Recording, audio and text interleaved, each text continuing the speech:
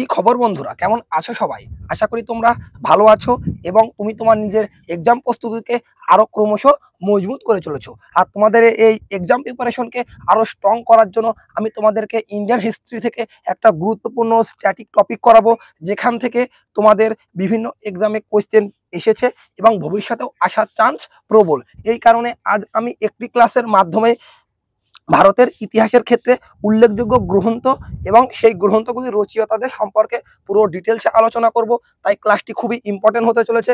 ক্লাসটিকে তুমি স্কিপ করবে না, প্রথম থেকে শেষ পর্যন্ত দেখার চেষ্টা করো। নমস্কার, আমি সৌরভ মণ্ডল, তোমাদের সকলকে স্বাগত জানাই সৌরভ মণ্ডল ক্লাসেস ইউটিউব চ্যানেলে। তাহলে চলো লেটস স্টার্ট, শুরু করি। প্রথমেই আমাদের রয়েছে বাল্মীকি। যে বাল্মীকি একটি গ্রন্থ রচনা করেন, যেটা আমরা সবাই জানি, তার নাম হলো কি রামায়ণ। এটা তোমরা দেখে রাখবে যে বাল্মীকি রচিত গ্রন্থর নাম হলো কি রামায়ণ। এবং তারপরে আমরা দ্বিতীয় কোয়েশ্চেন দেখবো আর্যভট্ট। আর্যভট্ট রচনা করেন কি সূর্য সিদ্ধান্ত। এটি খুবই একটা গুরুত্বপূর্ণ কোয়েশ্চেন, কেননা এই আর্যভট্ট কিন্তু ছিলেন গুপ্ত সম্রাট দ্বিতীয় চন্দ্রগুপ্তের নবরত্নদের একজন সদস্য। এই কারণে এই আর্যভট্ট কিন্তু খুবই গুরুত্বপূর্ণ। আর আর্যভট্ট রচনা করেন সূর্য সিদ্ধান্ত, আর তিনি ছিলেন একজন গণিতবিদ।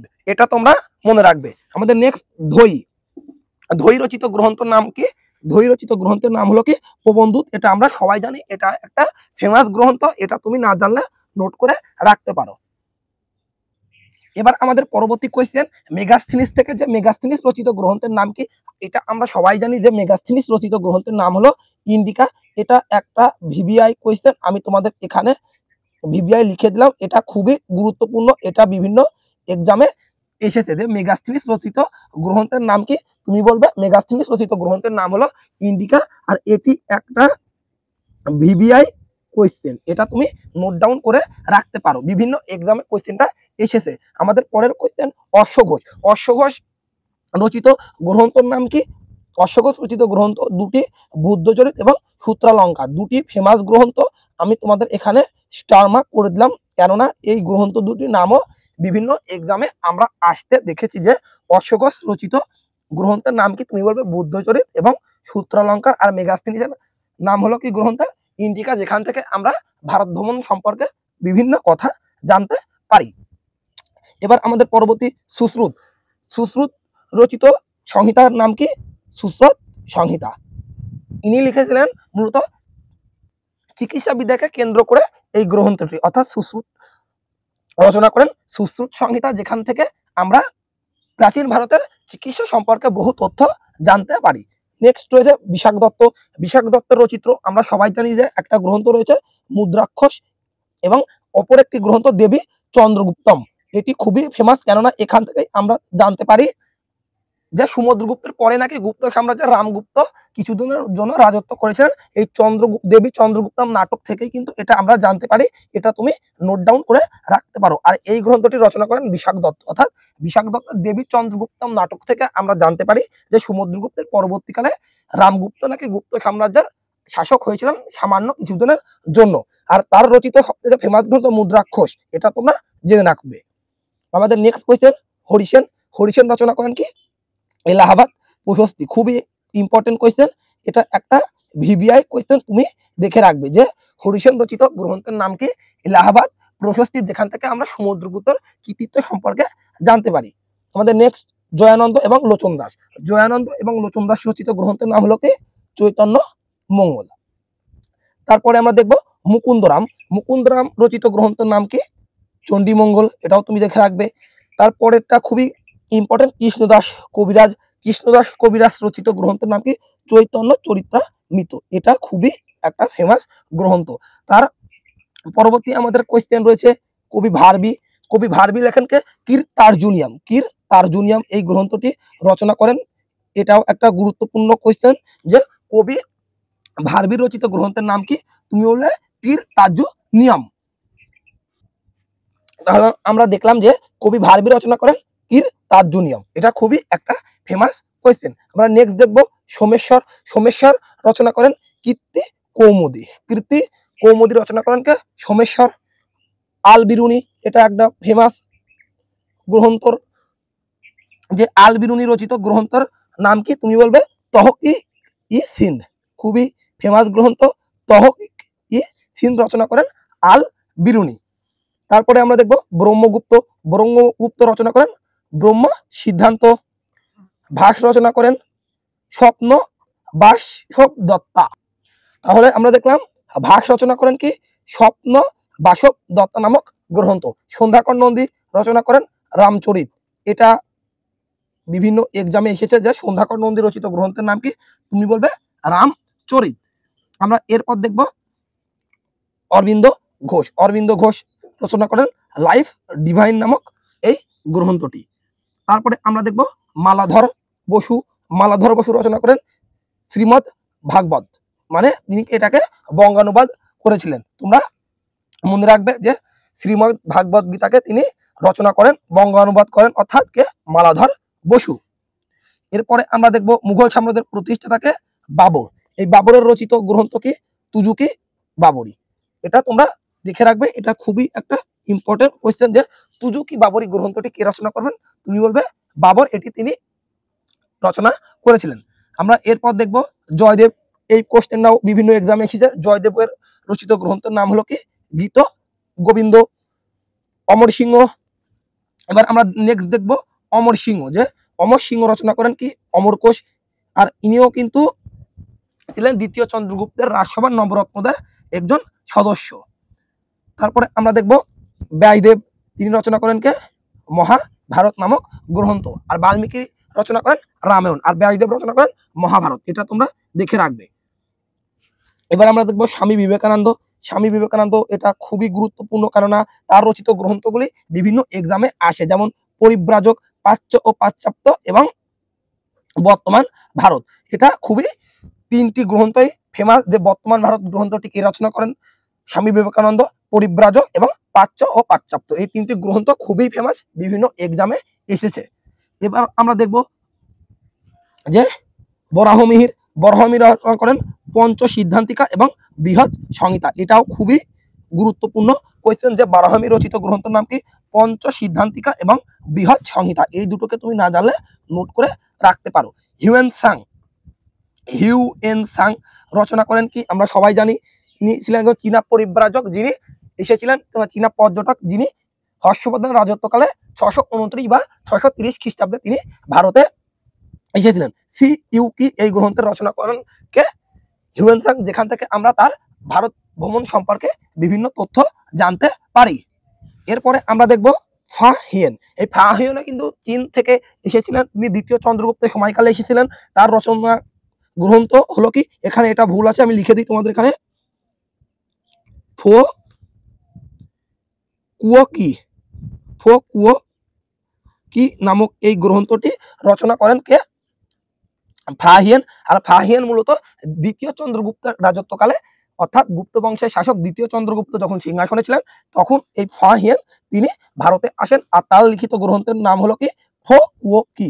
এটা খুবই একটা ফেমাস গ্রন্থ। আর হিউয়েন সাং রচিত গ্রন্থের নাম হলো কি সিইউকি। এই দুটো গ্রন্থ তোমরা দেখে রাখবে, কেননা বিভিন্ন এক্সামে এই মানে গ্রন্থ থেকে কোয়েশ্চেন করা হয়ে থাকে তোমাদেরকে। এরপরে আমরা দেখব কি বাণভট্ট। বাণভট্ট রচনা করেন কি হর্ষচরিত কাদম্বরী। এই দুটি গ্রন্থ রচনা করেন কে বাণভট্ট। এরপরে আমরা দেখব হর্ষবর্ধন, অর্থাৎ থানেশ্বরের পুষ্যপতি বংশের সব থেকে শ্রেষ্ঠ শাসক কে হর্ষবর্ধন। ইনি রচনা করেন রত্নাবলী, প্রিয়দর্শিকা এবং আর একটা গ্রন্থ রয়েছে, এখানে লিখে দিই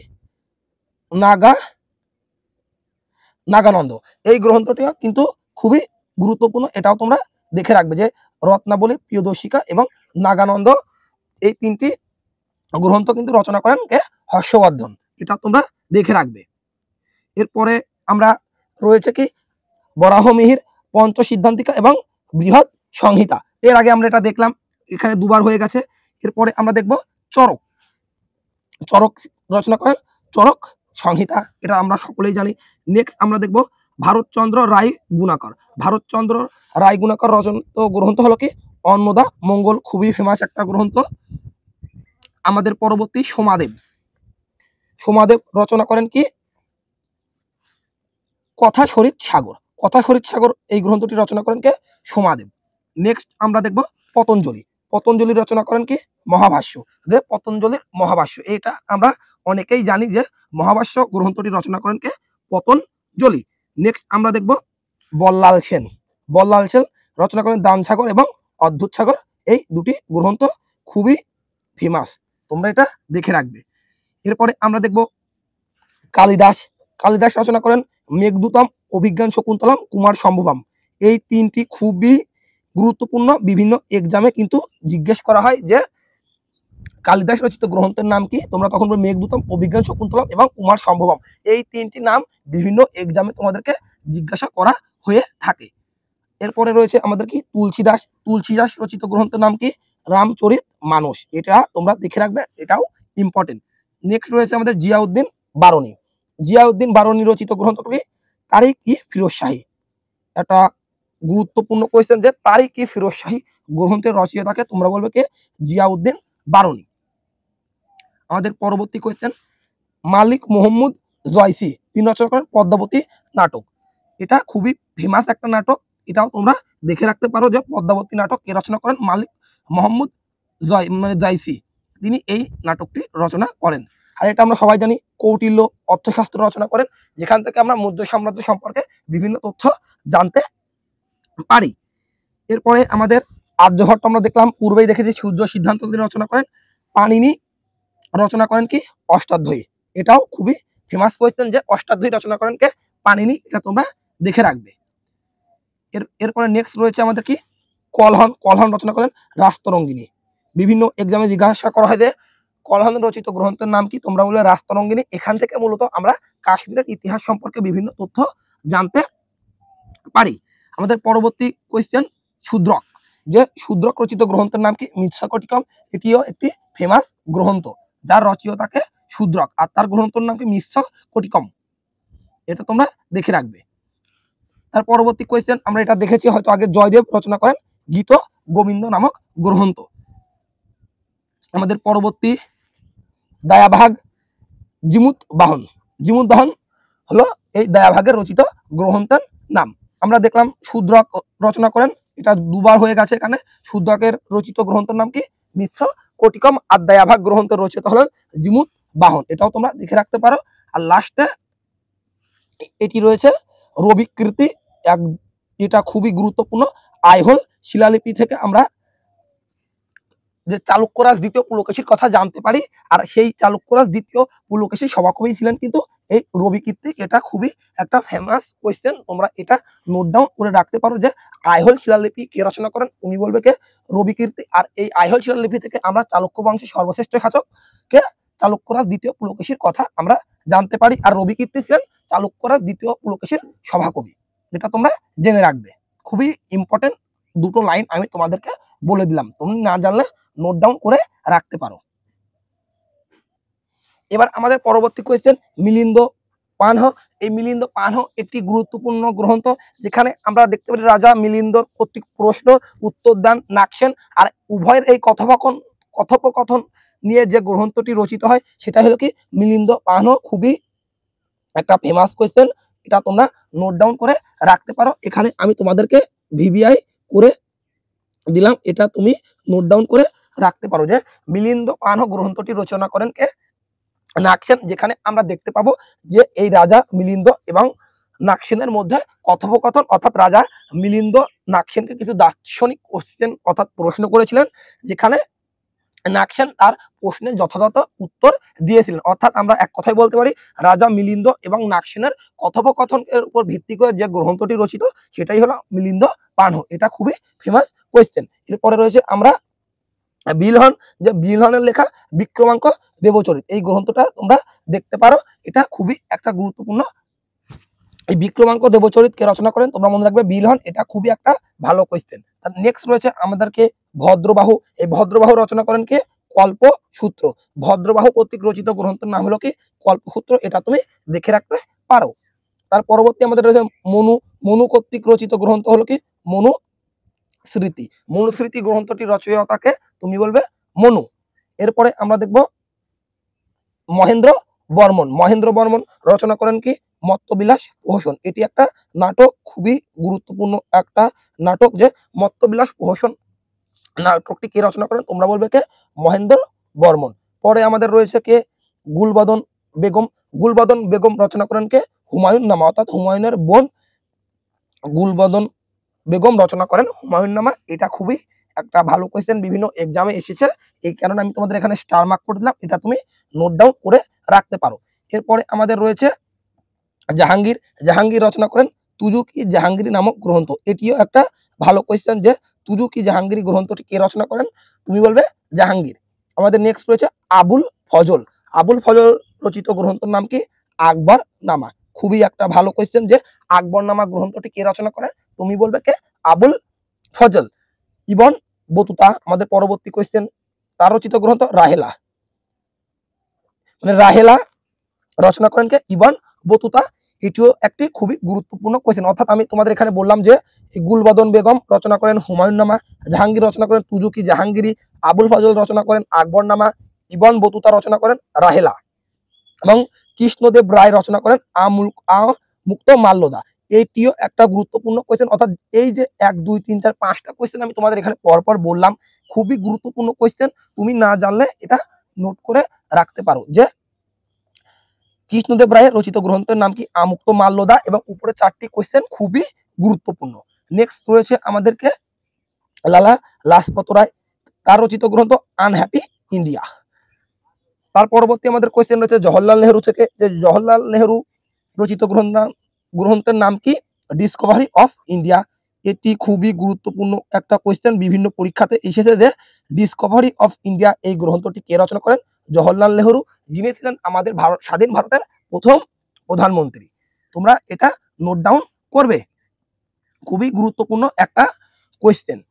মহাত্মা গান্ধী আমাদের পরবর্তী, আমাদের জাতির জনক মহাত্মা গান্ধী, তার রচিত বিভিন্ন গ্রন্থ রয়েছে, যার মধ্যে মাই আর্লি লাইফ এটি একটা ফেমাস গ্রন্থ, হিন্দ স্বরাজ দ্বিতীয়, হরিজন, নবজীবন, মাই এক্সপেরিমেন্ট উইথ ট্রুথ এটা হচ্ছে গান্ধীজির একটা আত্মজীবনী, খুবই ফেমাস একটি গ্রন্থ যে মাই এক্সপেরিমেন্ট উইথ ট্রুথ। এই গ্রন্থটির রচয়িতাকে তুমি বলবে মহাত্মা গান্ধী, এটি হলো তার একটা আত্মজীবনী। এছাড়া স্বরাজ, হরিজন, নবজীবন এগুলো হলো তার বিভিন্ন পত্রিকার নাম। এইগুলো খুবই গুরুত্বপূর্ণ, বিভিন্ন এক্সামে এসেছে, এটা তুমি দেখে রাখতে পারো। পরবর্তী আমাদের সুভাষচন্দ্র বসু, ইনিও একজন আমাদের গুরুত্বপূর্ণ স্বাধীনতা সংগ্রামী, আর তার রচিত গ্রন্থের নাম কি? The India struggle. এটা খুবই একটা গুরুত্বপূর্ণ, এটাও কোয়েশ্চেন যে দ্য ইন্ডিয়া স্ট্রাগল গ্রন্থের রচয়িতাকে তুমি বলবে সুভাষচন্দ্র বসু। আমাদের পরবর্তী রয়েছে বঙ্কিমচন্দ্র চট্টোপাধ্যায়, যে বঙ্কিমচন্দ্র চট্টোপাধ্যায় রচিত গ্রন্থের নাম কি?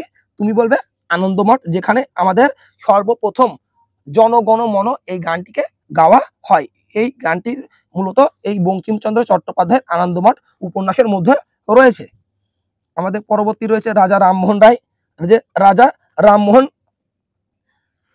রামমোহন রায় রচিত গ্রন্থের নাম কি? তুমি বলো এ গিফট অফ মোনোথিসিস। অর্থাৎ একেশ্বরবাদকে তিনি বিশ্বাস করতেন। এই মোনোথিসিস শব্দের অর্থ হলো একেশ্বরবাদ। এটা তুমি দেখে রাখতে পারো যে রাজা রামমোহন রায় রচিত গ্রন্থের নাম কি? এ গিফট অফ মোনোথিসিস হলো এটা তার রচিত গ্রন্থ। তারপরে আমরা দেখব স্বামী দয়ানন্দ সরস্বতী। স্বামী দয়ানন্দ সরস্বতী গ্রন্থের নাম কি? সদার্থ প্রকাশ। এটি একটা ফেমাস গ্রন্থ, যে সদার্থ প্রকাশ এই গ্রন্থটি রচনা করেন কে? স্বামী দয়ানন্দ সরস্বতী। এটা তোমরা দেখে রাখবে যে সদার্থ প্রকাশ এই গ্রন্থের রচয়িতা হলেন স্বামী দয়ানন্দ সরস্বতী, বিভিন্ন এক্সামে এসেছে। তার পরবর্তী আমরা দেখব ভ্যালেন্টাইন সিরল। ভ্যালেন্টাইন সিরল রচিত গ্রন্থ হলো কি? The Indian Ernst. আর এই ভ্যালেন্টাইন সিরল কিন্তু বি.জি. তিলককে ভারতের অশান্তির জনক বলে তিনি অভিহিত করেছেন, এটা তোমরা জেনে রাখবে। এর পরবর্তী রয়েছে আমাদের জ্যোতিবা ফুলে।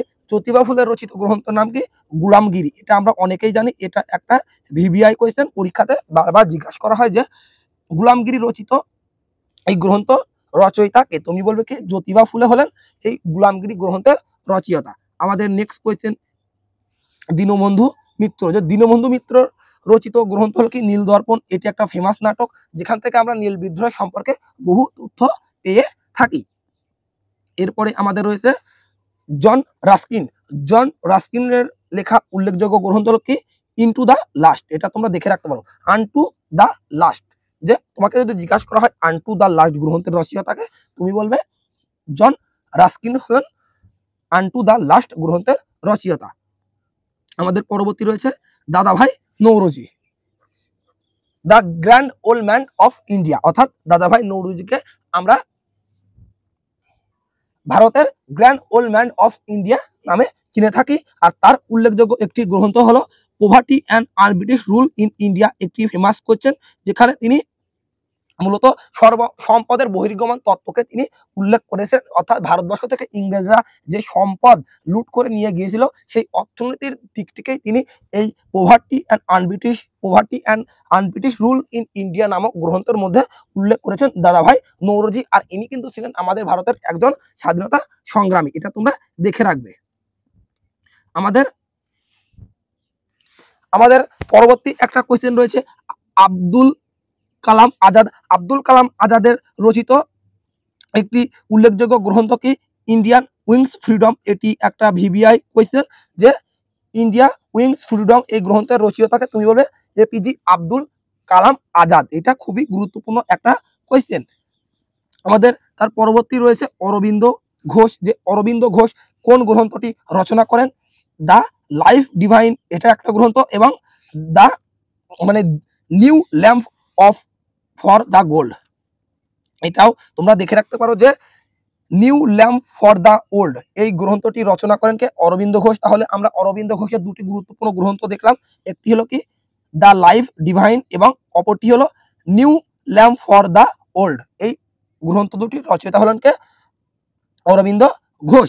এরপরে আমরা দেখব সরোজিনী নাইডু আমাদের একজন ভারতের স্বাধীনতা সংগ্রামী, আর তার রচিত গ্রন্থ হলো কি ব্রোকেন উইংস। এটিও একটি গুরুত্বপূর্ণ গ্রন্থ যেটি রচনা করেন সরোজিনী নাইডু, যিনি ছিলেন আমাদের ভারতের একজন স্বাধীনতা সংগ্রামী।